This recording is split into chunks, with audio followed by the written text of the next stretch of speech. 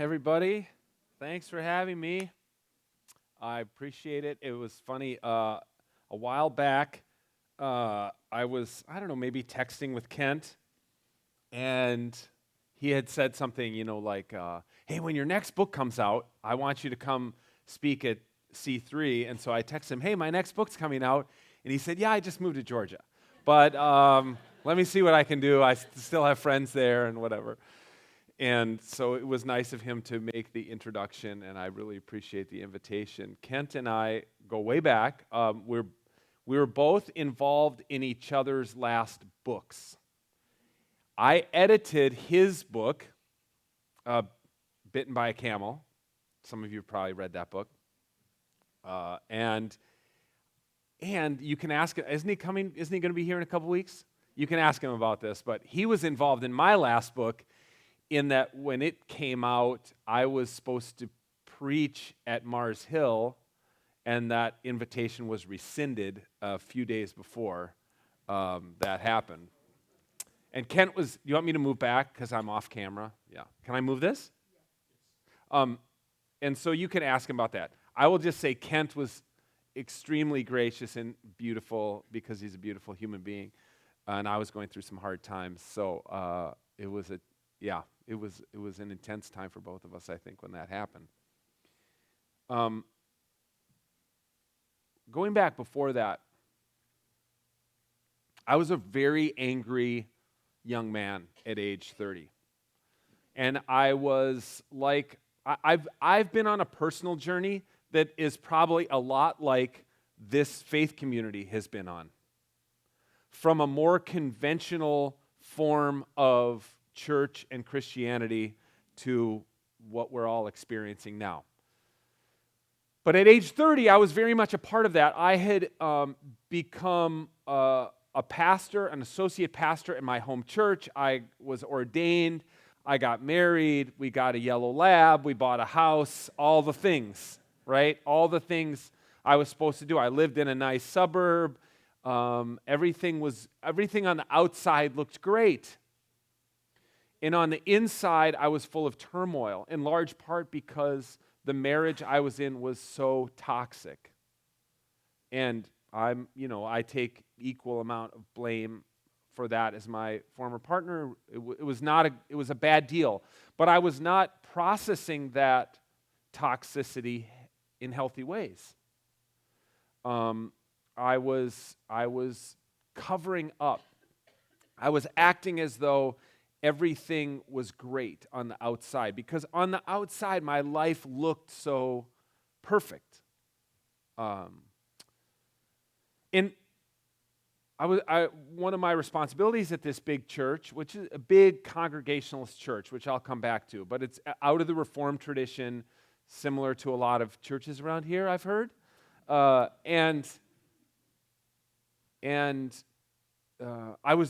One of my responsibilities was I was the youth pastor, so I had a monthly meeting with the youth committee, and the youth committee was just sweet parents whose kids were in the youth group. They just wanted to help plan the confirmation banquet and help raise money for the mission trip, stuff like this.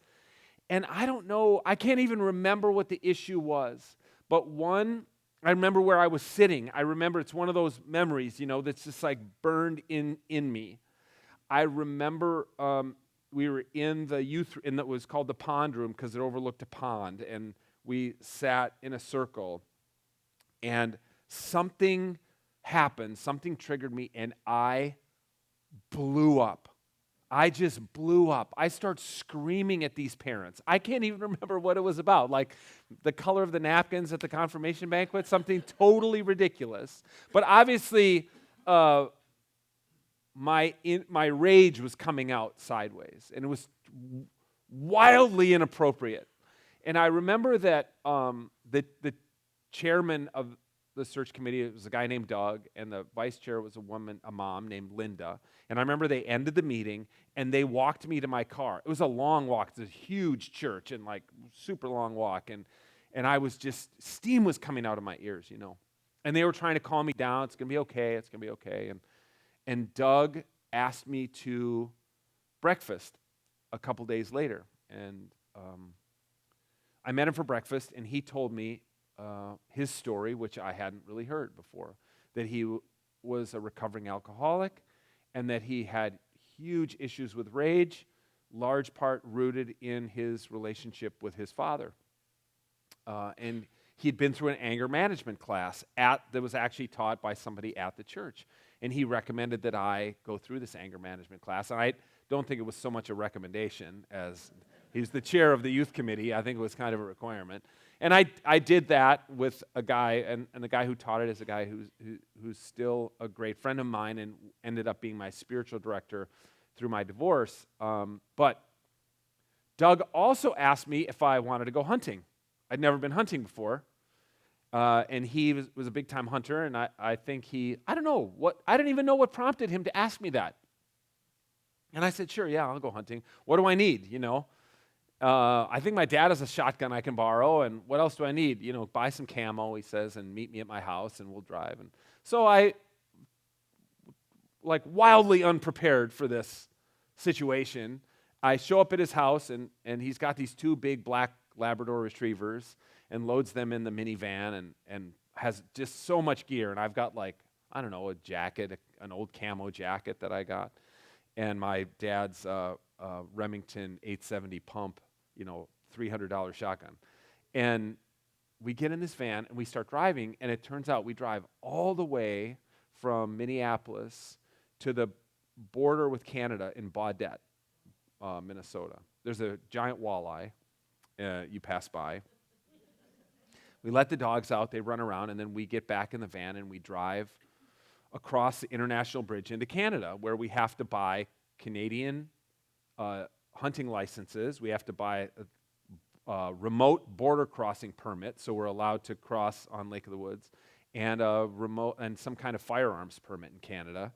And then we came back across and started loading up his big boat. And it's starting to dawn on me that this is maybe a little bit bigger endeavor than I expected. This wasn't like we're going to go sit by a pond, boom, boom, boom, and go home,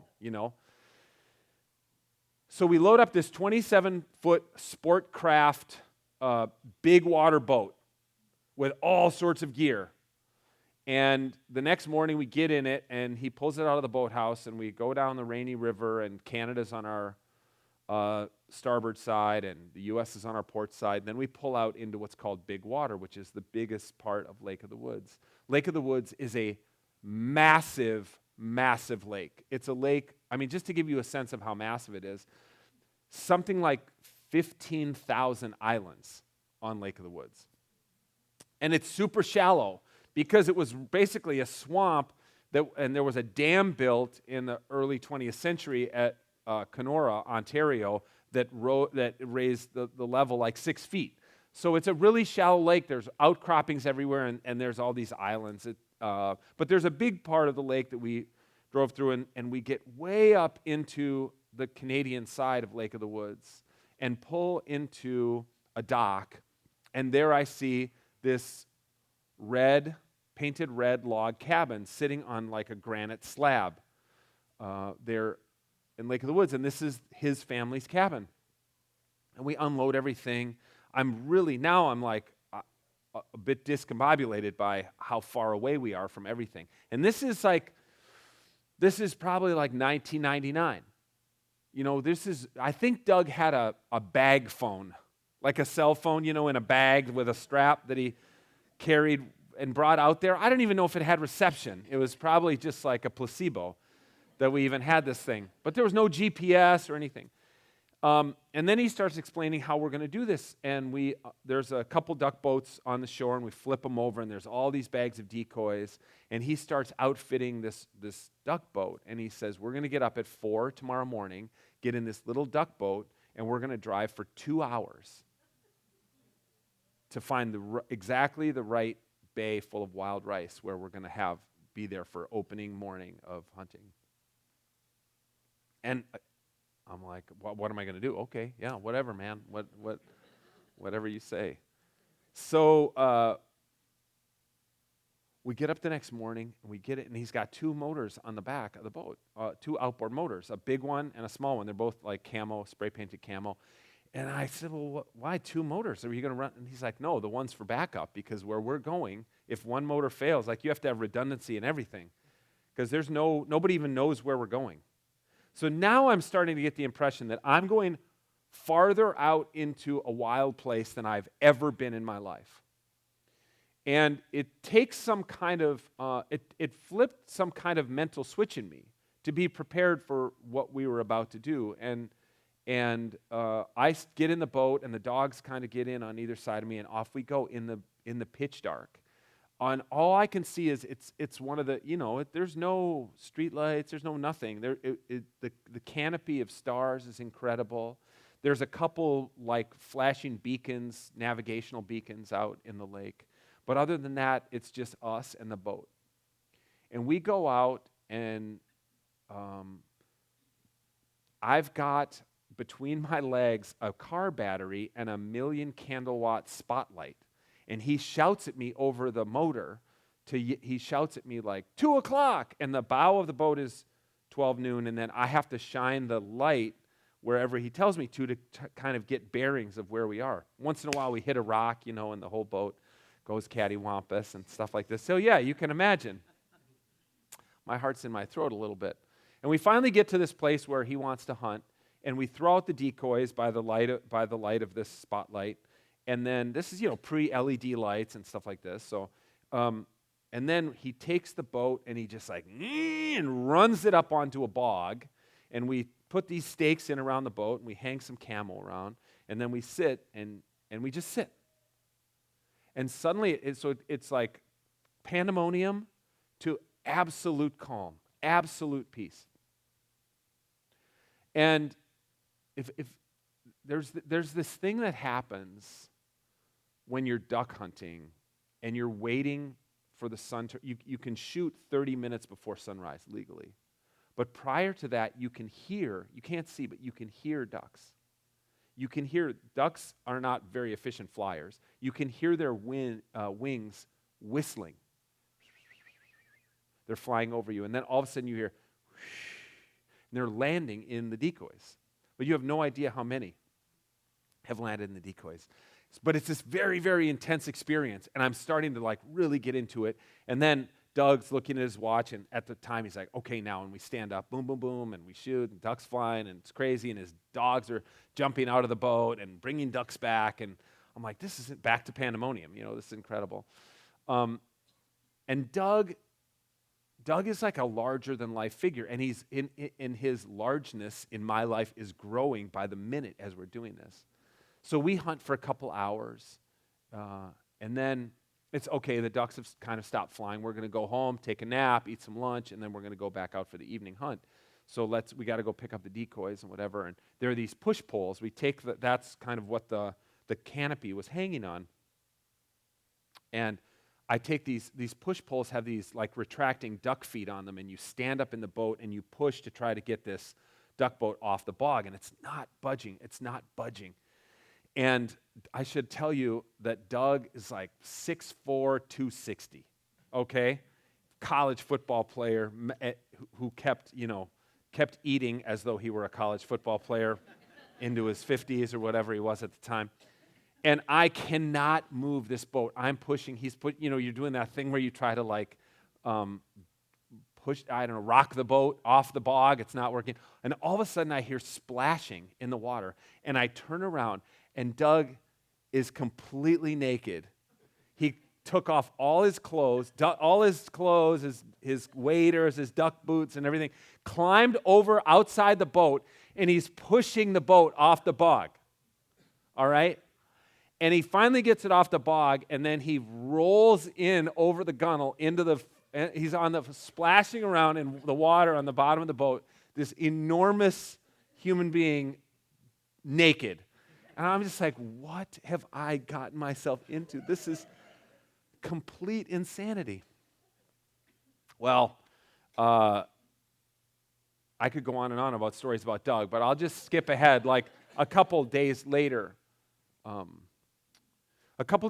we did the evening hunt where we motored out to a bay and we hunted, and then it got dark, and we're picking up the decoys in the dark by flashlight and stuff, but fog had just really, a huge bank of fog had settled in.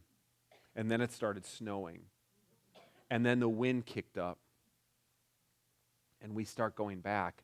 And Doug has to run the boat slowly because we can't see anything. He's telling me to shine the spotlight, and he's yelling at me, 2 o'clock, 11 o'clock, or whatever. And I'm trying to shine it, but every island looks the same. And we can barely see anything, but you know that, like, he just wants me to flash the light because he doesn't want to lose his night vision. So I flash the light, and all it is, in my retinas, it's just like streaks of snow in the spotlight and fog. We can't see the shore. We hit rocks. We're just going and going, and I'm getting colder and colder. I remember I like pulled my sleeves, pulled my arms out of my sleeves and had them, and these 2 soaking wet dogs are on either side of me, and there's water splat. We're starting to get big waves, and they're hitting the side of the boat, and some of them are coming over the side of the boat. Doug has this crazy thing where he's running the motor. He'll be running the motor, and then he'll reach down and he'll pull the plug on the back of the boat to drain the water while the boat's going. So I see some nods. That's insane that people do that. That's complete insanity. But he would do that. I'm just like, what if the motor stops and the plug's not in the, anyway. We're going and going. I mean, maybe it's been 2 hours now. And he pulls into a bay and cuts the motor. And he says, I'm lost. I don't know where we are. And we're running low on gas. So at a certain point, if I can't figure out where we are, we're going to pull up onto an island and spend the night with the dogs and just huddle up and wait and hope that the fog burns off in the morning and I can get a bearing and get us back to the cabin. And here's what I remember about that. Is he starts the motor up again and pulls out into the lake, into the waves, into the storm. And I remember sitting down off the bench and sitting down on the bottom of the boat with the bench at my back and taking like one of those flotation cushions behind me, and I had these 2 dogs on either side of me. And I remember feeling an extraordinary, overwhelming sense of peace. And this was wild to me. It took me years to figure this out, what was going on. Because I'm in a literal storm, and I'm completely have no control in my situation. I'm 100% reliant upon this larger-than-life guy who's running this boat, of getting us out of this predicament. There's no escape for me. I can't control the weather. I have no idea where we are. I can't text somebody for help. I'm completely without resources except my own, whatever inner resources I brought to the situation. And I felt this peace, which was, here's I think, and it took me years to figure this out. It was so at odds with not only the external circumstances at the moment, but it was so at odds with everything that was happening for me at home. Where I was a pastor, a very successful pastor at a big church. My first book was about to come out. My career was on the rise. And nothing in my life was peaceful, internally. And at home, it was a disaster. It was nothing but argument and turmoil and rage, which obviously had come out even in my job at this youth committee meeting. And here I am, as far away from all that as I could imagine being, where none of that could touch me, and sitting in this boat in a storm, feeling an extraordinary sense of peace. Now, the tragic thing for me is that was at age 30. I spent the next 10 years still trying to do the other thing, still trying to make the other thing work, the family, the career, and all that. And externally, it all was working great. It was all going the right way until, frankly, over about 48 hours in 2015, in the middle of a custody fight, when my last book came out that everything fell apart, including getting that offer rescinded to preach at Mars Hill in Grand Rapids, So I worked really hard for a long time to try to make it work, to try to manufacture the peace until it all really fell apart, and then I just had to relinquish all that. And as I told the group in pre-talk, what I felt then, 10 years later at age 40, was a pull to the outdoors. That was the place that was going to give me peace, more than the indoors, more than my church experience. And so what I've done in the book and what I've tried to do for myself is figure out what exactly is it about the outdoors life that is so much more kind of where I feel drawn to than where I was previously successful in the church world. And here's one thing that has occurred to me, is that when I think about the church I served, which was, like I said, a church in the Reformed tradition, similar to probably some of the churches that some of you came from, similar even to the church this C3 used to be, right? Everything was at right angles.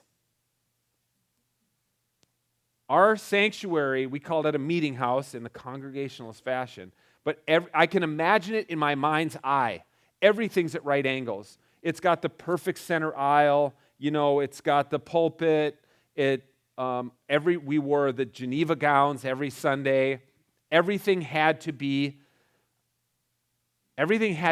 regular. There's a line in the Presbyterian Book of Worship says that worship should be done decently and in order.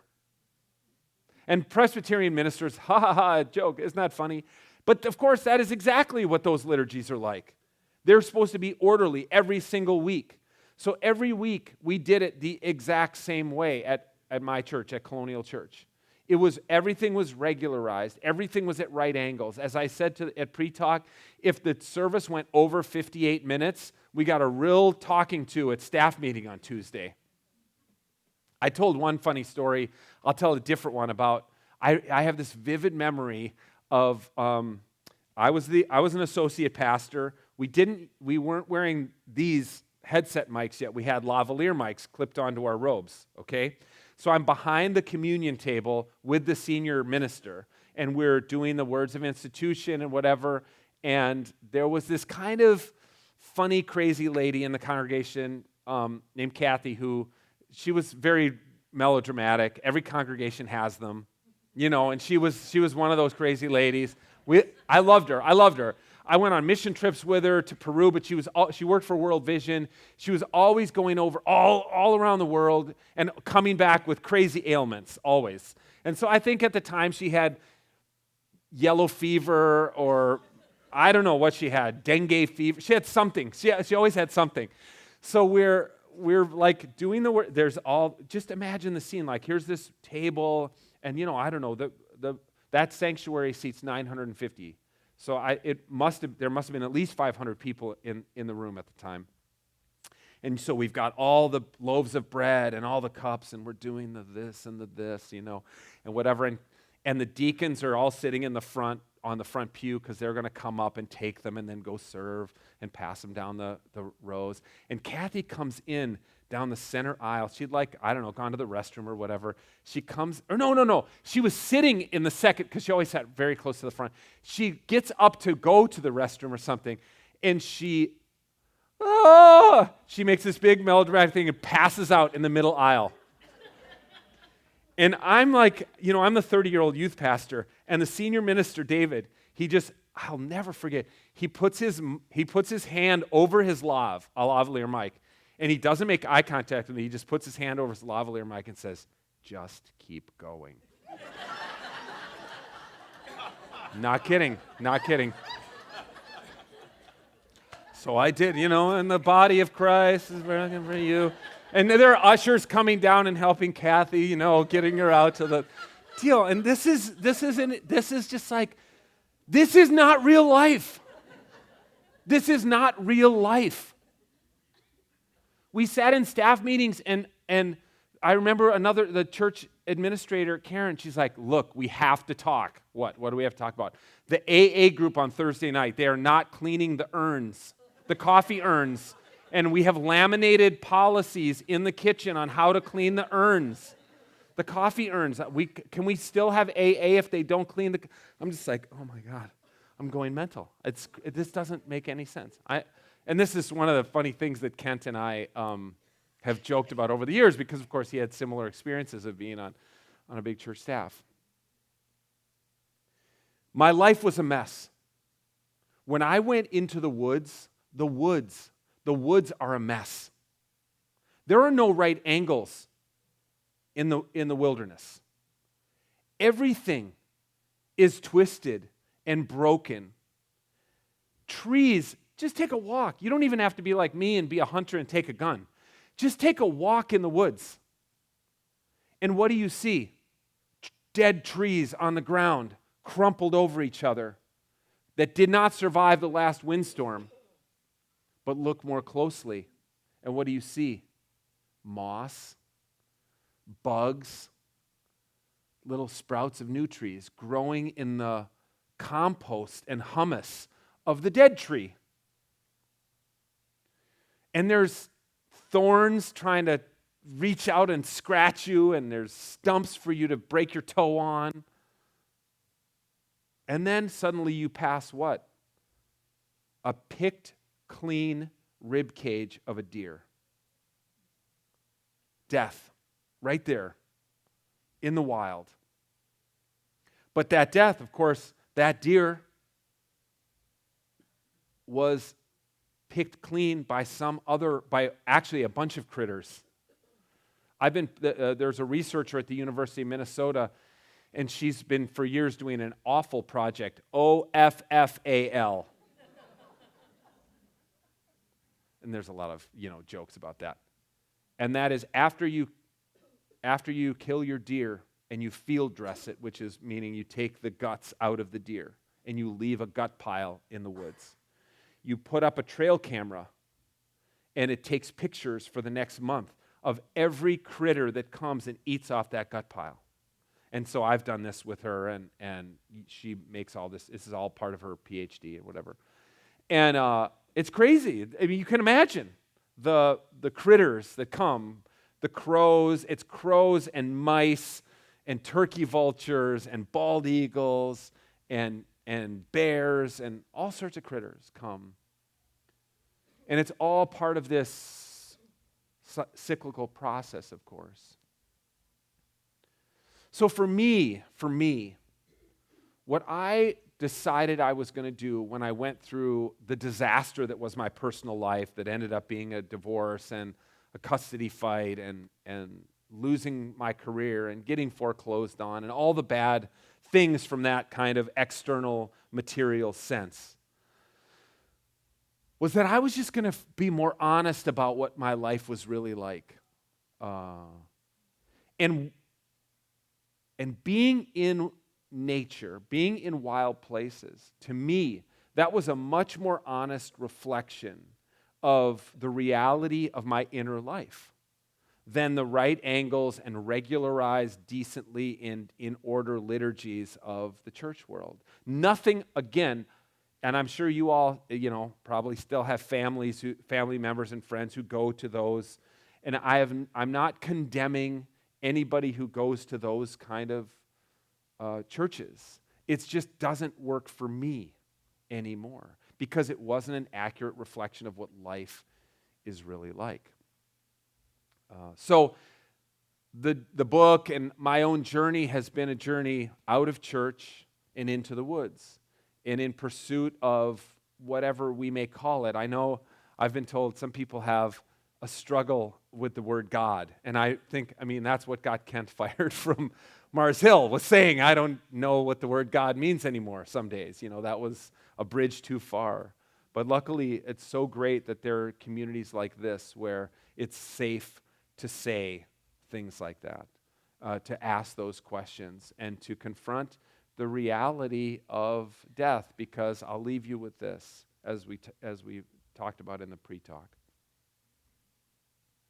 In the tradition of the Stoic philosophers, they had a value on what's called memento mori. That is a Latin phrase meaning remember your death. Remember your mortality. Keep your mortality ever in front of you, because that will lead you to live a better life. It wasn't, sometimes the Stoics, people are like, oh, you're such a Stoic. People throw that around. Or my grandpa, the Stoic Norwegian, or something like that.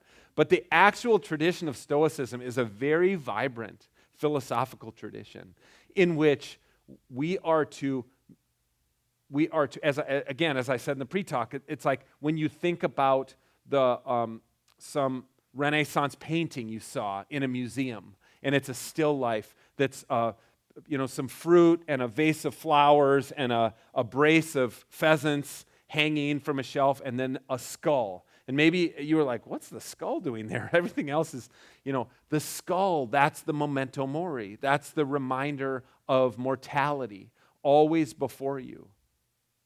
Because when we go to places and when we have conversations with people, and frankly, when we're in spiritual communities that have honest conversations about our mortality, at least the Stoics taught, it provokes us to live better, more fulfilled, more loving lives.